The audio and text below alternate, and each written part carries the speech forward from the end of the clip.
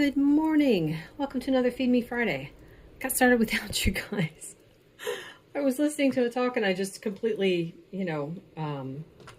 forgot that this is the day that I film. So anyway, here I am now.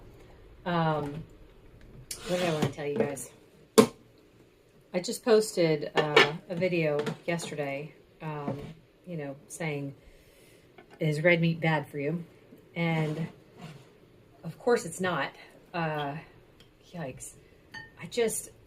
It bugs me when people are like, yeah, my doctor told me to avoid red meat. I'm like, why? Why did the doctor tell you to avoid red meat? I'm not mad at the person. I'm frustrated at the doctors for telling people to avoid red meat.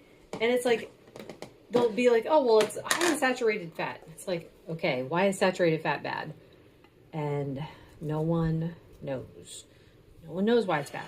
Because some people say, oh, well, it clogs your arteries. No, it does not. Saturated fat does not clog your arteries. And I mean, it's funny because you can do a search on Google, is saturated fat bad for you? And it says yes. And then if you look some more, if you read, does saturated fat clog your arteries? The answer is no. So you can get, it's just that long held idea that saturated fat does something and therefore we need to avoid it. So frustrating. Someone else was told to avoid saturated fat because it's difficult to digest. And I'm like, hang on. Why is it difficult to digest? And I was trying to look it up, and there are pages that will say, yeah, it's difficult to digest. Why? What's the why behind that one? Someone needs to tell me, because it's annoying. And then you have all these people avoiding red meat for various reasons that aren't even true. So anyway, fired up about that this morning. What else do I want to tell you guys? Oh, so I cut coffee for a number of reasons. I'm not ready to talk about it just yet, but I did it cold turkey, which was not the brightest idea. I was thinking that because I only have like 2 small cups a day, that should be fine. It was not fine. I had a whopping headache the next day, and I ended up having to take some ibuprofen, which I never take. I've got to be in dire straits to take medicine. But anyway, just so you guys know, anyone who's new, this is cheesy scrambled eggs. I make up a big batch ahead of time. This is fat from probably when I made burgers a while ago.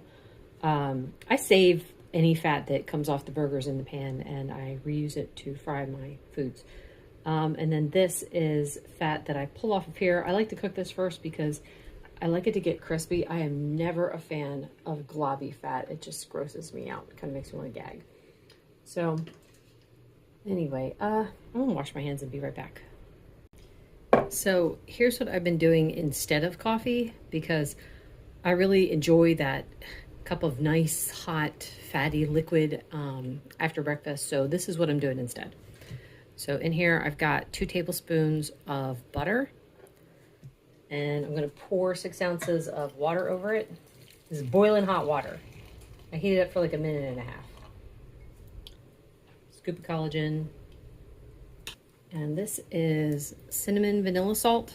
It just has cinnamon and vanilla in it, and then sea salt. So I get a really small amount of that. And then I have my handy milk frother. Blitz it. Keeps getting stuck on the butter. And I do 2 tablespoons of heavy cream. So here's the thing. This is just everything I normally add to my cup of coffee, but it's hot water instead. And I find it to be a good replacement. It is tasty. It's not coffee, that's for sure, but it tastes good, and it's enough to get me through this time period. So anyway, yeah, hopefully next week I'll be ready to talk about what I'm doing, why I'm doing what I'm doing, but I'm still in the experiment phase. So one thing I will tell you is that I would not recommend anyone doing it cold turkey. I think I already said that. But anyway, because here's the thing. So, yeah, I had the headache the next day, and it's been off and on headaches since. And that's today's day 7, I think. Day 7 or day 6 of no coffee. I have felt incredibly sluggish. Now, here's the thing, too. It's like I'm wondering if I have a cold on top of this. So, incredibly sluggish. Not one. I didn't even go to table tennis last night. I couldn't finish my exercises yesterday. So, I'm like, part of me is like, oh, I'll just give in, have the coffee again. It's like, no, I'll never know if this experiment is going to work if I don't give it the full try. So, yeah. Anyway, waiting it out to see what happens. I'm trying to think if I had anything else to talk to you guys about. I can't think of anything. I would plug my Facebook groups. I run 2 groups. One is the Low Carb Coalition, and the other one is Conquering Diabetes, which I generally post the same thing in both, but sometimes I'll post something a little bit different in the diabetic group because it's specifically for diabetics. So many people come into the group, and I feel bad because they've got all this information from their doctor, you know, like when to check their blood sugar, what foods to eat, and things like that. And often the information's wrong. And when I try to give them new information, they're like, well, this is what my doctor said. It's like, I understand, but your doctor was wrong. I don't know how else to say it. And I mean, I don't fault them for not believing me, which is why I try to back it up with, for instance, when I say that anything over 140 is damaging. So that's a hard one to swallow when your doctor's telling you, oh, just keep it under 170 or 180.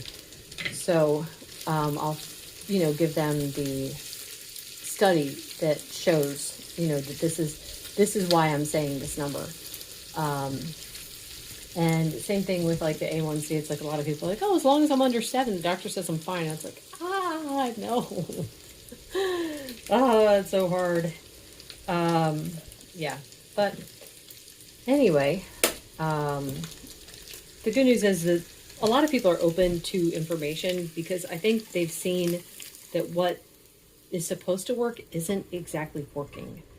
And they're having to go on medicine, and sometimes they're having to have the medicine increase, and it's like they're at their wits' end and they're ready to try something new. So anyway, I've been measuring out. I measure out like 110 grams of everything, and then by the time it cooks down, it's around 100 grams. That's how much I have. It's about 4 ounces of food. I do this 3 meals a day because I found that this is what works best for me.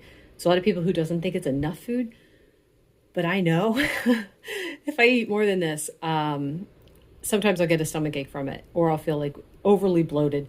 The only time I will take a chance and do that is if I go to a steakhouse, so where I can't measure my food, and it's really good. Anyway, that's it for now. I'm going to go eat my breakfast, and I'll talk to you guys later. Lunch is going to be this ribeye that I just got today with the last of my birthday money. A little bit of butter to go along with it. Another cream latte with all the same stuff, except I did vanilla salt this time. And I think I'm going to have a bite of this. This is condensed heavy cream. And then I actually had a couple bites of this, which is flank steak that was also on the grill. Dinner is some more of the ribeye, and I also had another bite of the condensed heavy cream. Last item of the day, I'm going to have the rest of this condensed heavy cream. And that's going to be it. Thank you so much for watching. This video is brought to you by my faith in the Lord Jesus Christ, who has everything you need and nothing you don't. Bye.